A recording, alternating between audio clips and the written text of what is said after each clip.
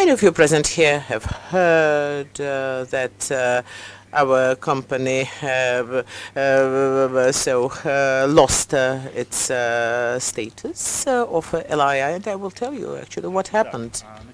The timeline, everything started in September 2017. Our client requested a registration, and the client presented itself as a company Solar Invest UK Ltd, and the agreement was signed on their behalf by Director General Richard Chapman. In January 2019, we received a letter from REP NCC to the effect that they had information that that director was not a director, that the agreement was a fraudulent one, and they asked to look into the matter and to explain what happened in reality.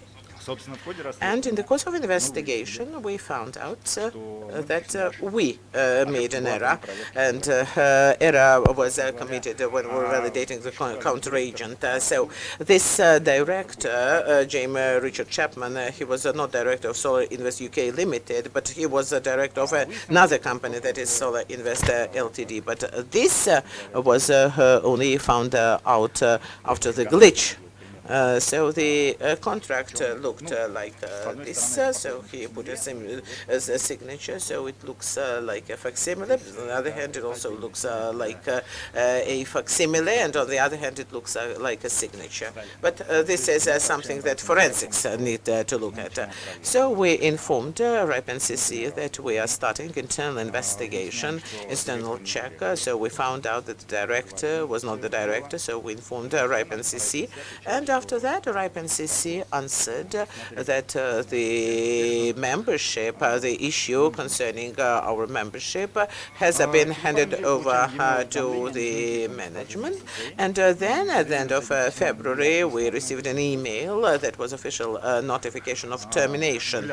So all our LRID in LIR portal were switched off, and we were removed from members discuss list, and then all our clients received a notification that it was high time for them to find a new LIR for themselves that would be more honest. That this is how they formulated. This was something completely unexpected for us. So we gave a call to REP NCC. And we found out what was the reason for what happened, and they told us that it was not the first violation on our part, so we have had never ever received any notification, so we did not even know that someone thought that there were violations on our part, but then it turned out that there were violations. In June 2018, during the registration autonomous system,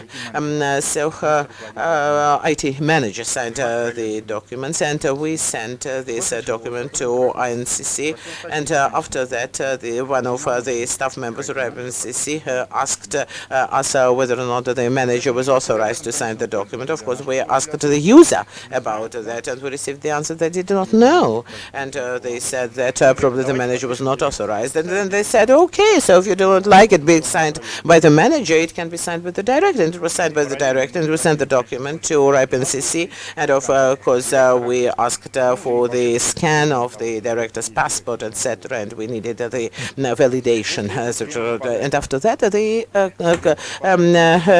customer disappeared, so he did not answer our telephone calls and did not answer our mails, and so we then asked REP NCC to close the ticket, and we explained it was not possible to validate the authorization and powers of the director. So I want to say this is what we received from REP NCC. They said, thank you for your email, detailed description of how the situation developed, and we hope that GCX will improve its due diligence processes.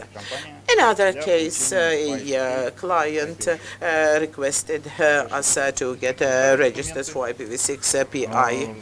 So he provides the documents, he provides the setup of the network. So we discuss the possibility of assigning several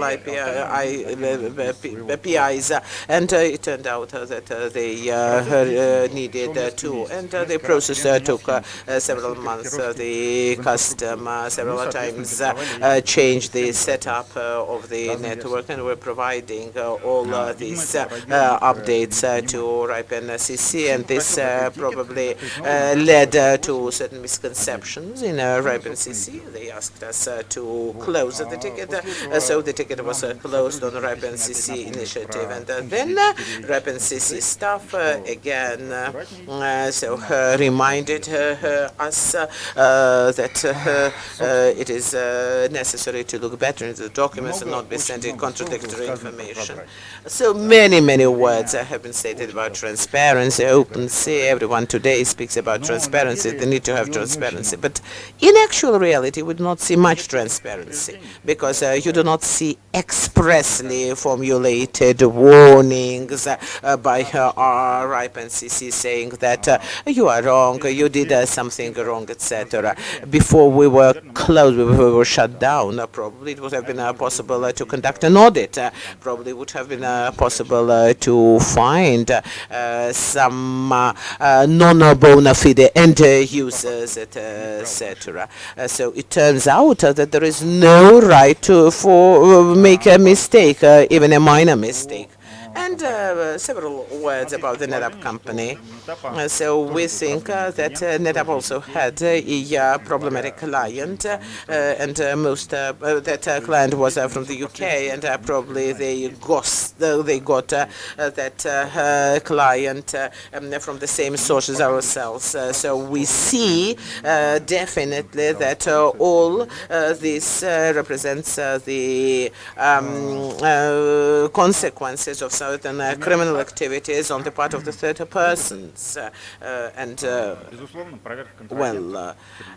are the conclusions? Of course, it is necessary to validate and check counteragents at the stage of registration. This should be done. It is better to check, make several checks than to find yourself in such a situation. And if it is not possible to check, then better to decline that clip.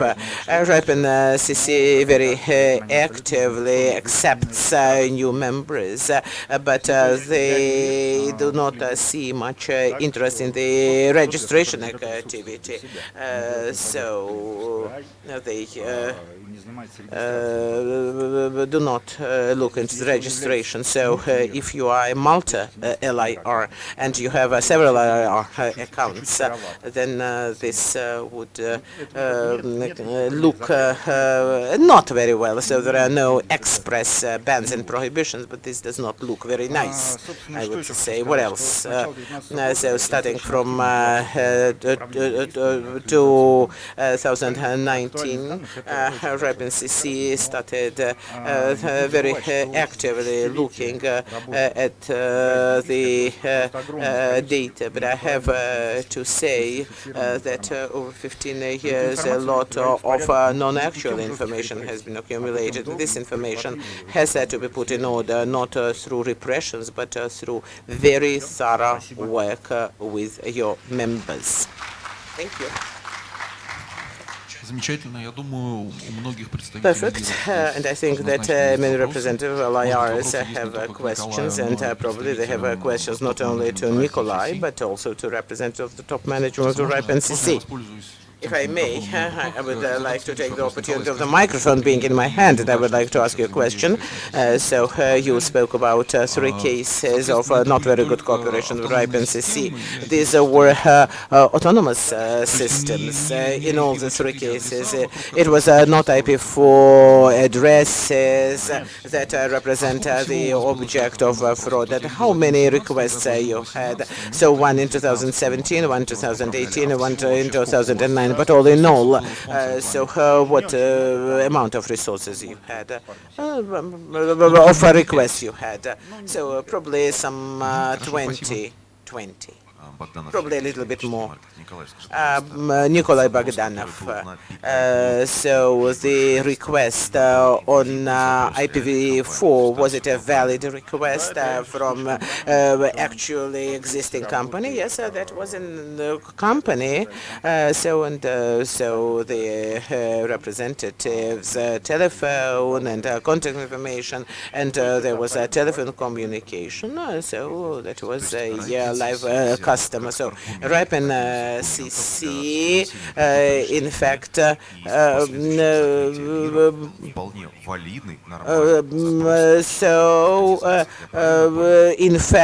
used as an argument for terminating your management. So information about absolutely valid request from the company. So actually there were documents, some of the documents, probably in some parts of these documents were contradictory. But that is something that may happen. So in the during the period when the decision was made, they changed the setup of the network, etc. So the violations only concerned autonomous systems, right? Yes, only autonomous IPv4, so there was nothing about IPv4 in those requests, to the best of my memory. So I would like to ask a question on compliance. So would you kindly introduce yourself? My name is Paulina Cisnesco. So compliance is a very complicated procedure, but this still can be done. It is not necessary to have interfax. So the customers know, and you as LIRs know, and what I'm going to say is not an eye-opener for you, but in order to rule out that situation, the situation similar to the one that you have described, probably ripe NCC should make a checklist. So it is necessary to have the certificate of registration of the company, certificate of director, certificate of the address of the company. And banks actually they also require the certificate of good standing and such documents. So they are issued on a regular basis. Yes, they are not free of charge, but I think that these documents have to be requested. These documents cost about 500 to 800 euros. So this package of documents, and this package of documents can in fact confirm the authorization. And if there is power of attorney, then you should request a copy of the power of attorney. So I would like to tell you the following. At a large meeting of RIPE in Reykjavik 2 weeks ago, there were excellent representation, including from the UK research that concerned the fake UK company that were in fact mentioned here, and there was another presentation of a person that does LIR registration, and so he was speaking about the difficulties. Anna Karahaman, Internet Community of Armenia. I would like to share with you our experience because during the first part of my life I was working in Internet Service Provider Company, and of course it was LIR, and now I work with registration for quite some time now, and the problem of actual date has always been very, very relevant both there and where I work now. So fake data, fraudulent data. So we have also come across such a problem. I think that it is LIR should be responsible for the data. So we were doing that work. So we also faced such problems. We were the first internet service provider company in Armenia. So I think that it is for LIRs to do that. And so I see the representative of RIPE NCC who most probably wishes to make a comment. Nikolay, could you please kindly tell me removal of LIRs? So do you think that it will help to address the problem of falsification of documents by end users? Most probably not.